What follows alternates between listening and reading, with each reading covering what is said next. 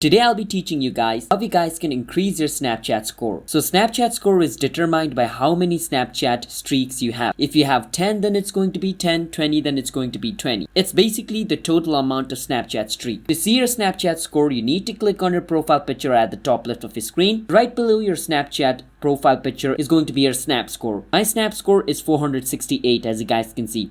That means the total number of streak which I have until now is 468. So if you want to increase this number, you just have to increase your Snapchat snap score, which means you just have to keep sending your friend snap within 24 hours, and that friend also needs to send you a snap in 24 hours. And the longer you maintain this, the longer your Snapchat score increases. So it's basically the total number of Snapchat streaks. So increase your Snapchat streak and your Snapchat snap score will increase. Now you might say, I have zero snap streak over here. But it doesn't matter. In the past, I had some Snapchat streaks with my friend, but I didn't continue it. So the Snapchat streak is gone, but the snap score is still over here, which means in the past, I maintained 468 days total Snapchat streak. That is basically what it is, and that is how you guys can increase it. So if you guys found our video helpful, hit the subscribe to our channel one step. I'll see you guys next time.